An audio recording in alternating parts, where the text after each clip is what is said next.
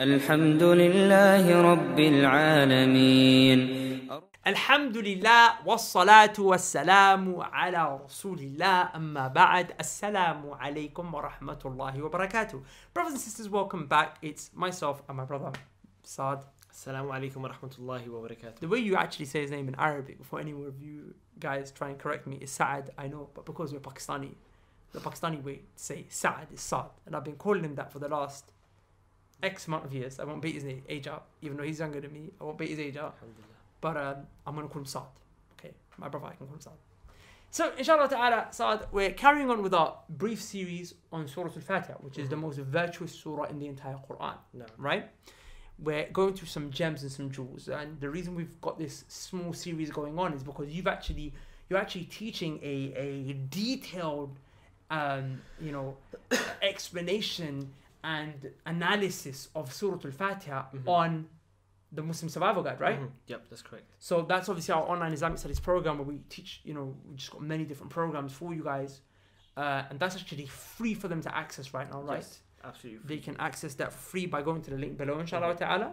And we'll talk more about that at the end. But the reason we set up this YouTube program is because some of you may not kind of, be on just really studying the whole surah. So we give you some benefits from it. Exactly. Nonetheless, now in this video, I want us to start off by having a brief look at the first two verses in Surah al Fatiha. Okay. The reason I want to start off with these is because these are the first two verses of the entire Quran. Because Surah al Fatiha is right at the beginning.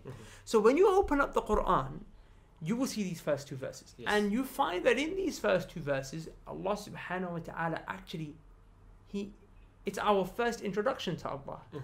It's our first time actually coming into contact with verses where Allah is actually explaining himself. He's describing himself. Exactly. And we find that, Allah subhanahu wa ta'ala has 99 different names.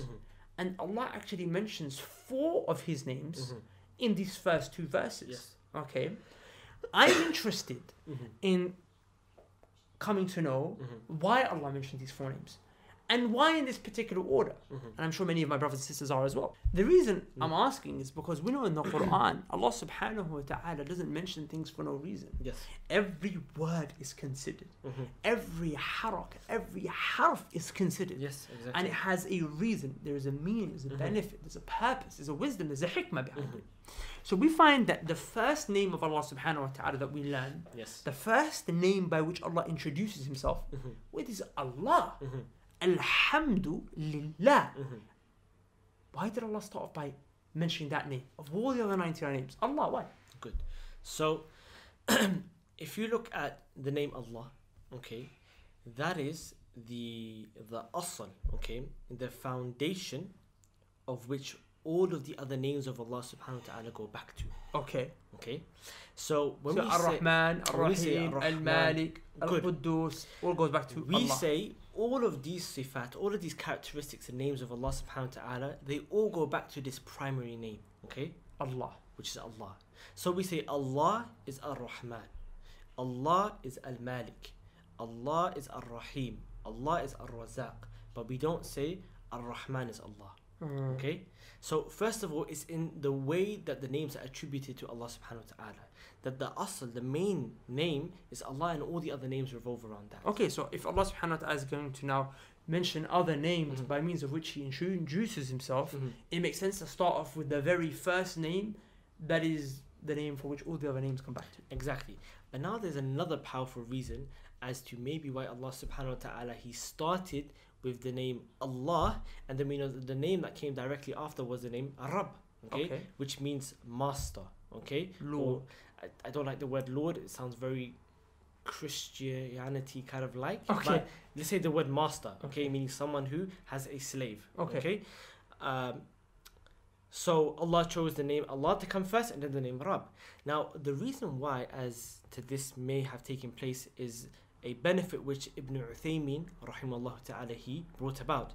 And he said, if you look at the da'wah of the Messenger alayhi salatu wasalam, okay, the da'wah that he came with, when he came to the people of Quraysh, okay, the polytheists, okay, what was he calling them to? To worship Allah alone. Exactly. Okay. He wasn't calling them to for them to believe that Allah exists, or that Allah is a creator, or that Allah is Rabb. That Allah is a master. Exactly. That's not what the Prophet ﷺ was calling them to. Why? Because they already believed it. They believed it. No prophet ever came and called exactly. that. If you were to ask them who created the heavens and the earth, they'll say Allah. فَسَيَقُولُونَ اللَّهُ. That's exactly. the Quran. If you ask them who gives rizq, Allah. So they believed, okay, and these things, being the creator, being the sustainer, these words, these things, they come under the name Rabb. So they already affirmed that Allah subhanahu wa ta'ala was a Rabb. Okay, so one second, let's take it step by step. Good. Yeah? You're saying the Quraysh already believed in Allah. They already believed in Allah. And all the other religions believed in Allah already. Even the Christians believe in Allah. The concept of Allah. The Jews already believed in Allah. Exactly. So whenever the prophets came and when the Prophet ﷺ came, he never came to make the people believe Allah exists.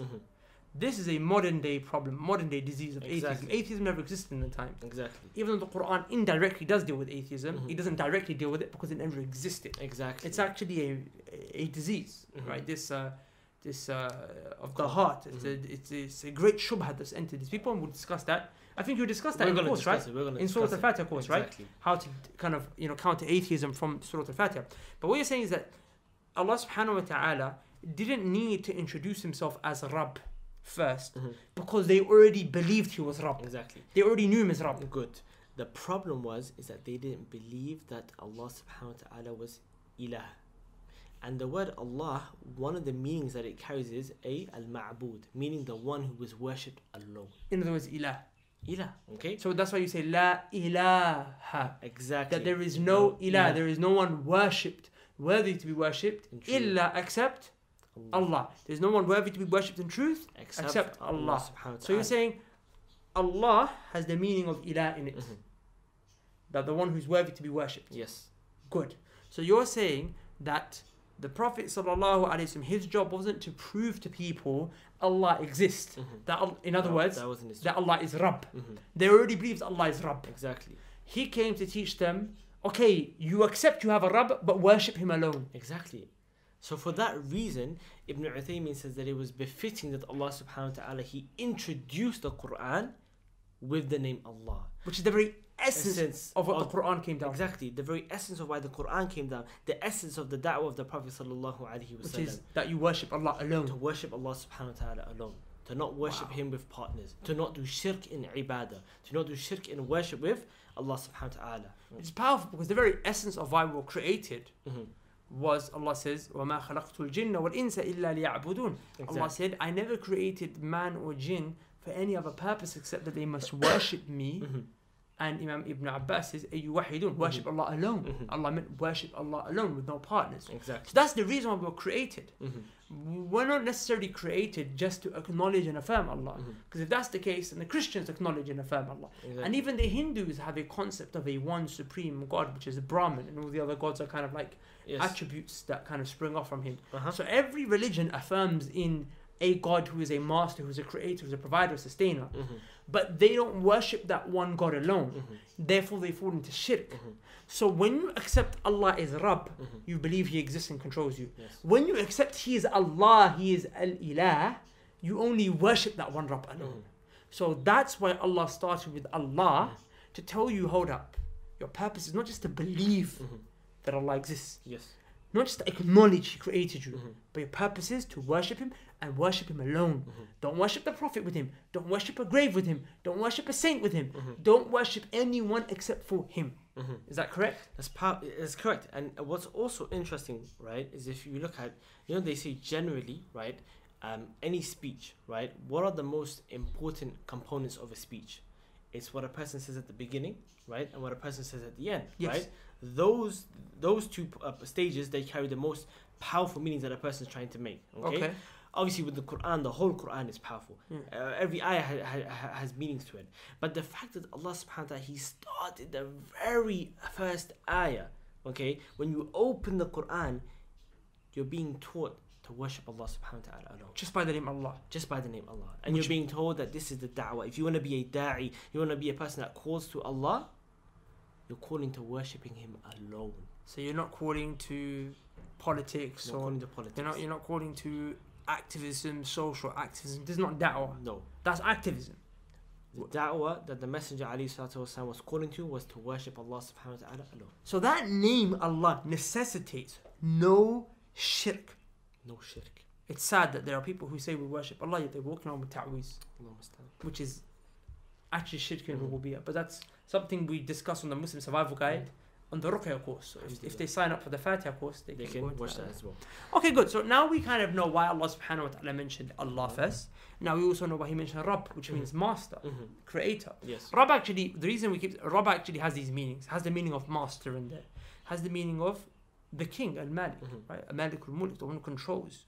It has the meaning of the one who controls all your affairs. Has the meaning of the creator. Has the meaning of the sustainer and provider. All these meanings are in this name Rabb. Okay. But generally speaking, you can translate it as master. Master. So we know Allah mentioned Allah, which is the one who's worthy to be worshipped alone. Yes. That's the name of Allah. Rabb is the one who created you, provided you, sustains you, owns you, your master. Yes. Because He's your master, you worship Him alone. Now we know why those two names were started with. But then in the next ayah, Allah says Ar-Rahman Ar-Rahim. Why did Allah say Ar-Rahman Ar-Rahim? Why didn't He say As-Sami'ul Alim? Why didn't He say Al-Jabbar Al-Qahhar? Why didn't He say, Al-Aziz Al-Azim? Why Ar-Rahman Ar-Rahim? Again, it's another powerful benefit from our Sheikh Ibn Uthaymeen rahimahullah ta'ala. Okay, just to point out, okay, when we use the word Rabb, okay, when we use the word master, okay, one of the meanings that comes out from that is that Allah is the master and we are His slaves. Everything else is a slave. Everything else is a slave of Allah. Okay, whether it's the human beings, whether it's the jinns, whether it's the angels. Everything is a slave of Allah subhanahu wa ta'ala. So Ibn Uthaymeen says that when Allah subhanahu wa ta'ala He introduced Himself, introducing Himself as being Rabb, it was as if to say that the people would ask a question, as if to say that the people were asking a question, if Allah is a Rabb, He's our master, and we're His slaves, what kind of master is Allah? What kind of Rabb is He? Subhanallah. Is He a Rabb which is, who's going to oppress us? And He's going to torture us and bring about harm to us? Because generally at that time there was slavery. Slavery was at that time. And the concept of a slave and a master was known. And the masters were very evil. They were oppressive, evil, disgusting towards their slaves. So if Allah is saying, I'm your Rabb, your supreme master, you might think, hold up. That this is an oppressive master or something like, like what's my relationship with this Rabb supposed to be? Exactly. So he says that then Allah subhanahu wa ta'ala said Ar-Rahman Ar-Rahim. You want to know what kind of master Allah is? You want to know what kind of Rabb He is? He is Ar-Rahman Ar-Rahim, the most merciful. The most merciful. And wallahi, it's so difficult for me in just short amount of time to explain to you what Ar-Rahman means and then what Ar-Rahim means.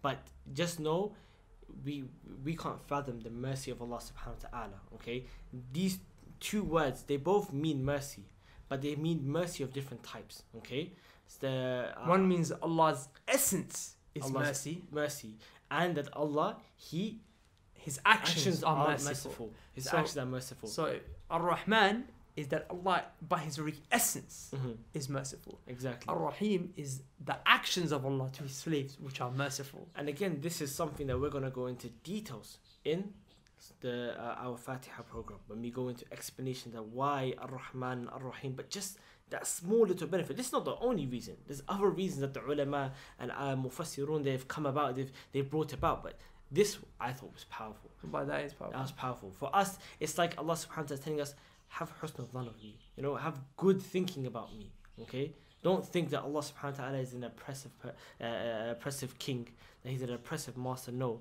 know that Allah is Ar-Rahman Ar-Rahim. And you know what's powerful about that is that Allah started off by giving us hope, but just in case we got too much hope to the point where we got relaxed, Allah then mentioned Maliki Yawmiddin. Allahu Akbar. Exactly. The master of the day of judgment. That's powerful. Don't get it twisted. He's merciful.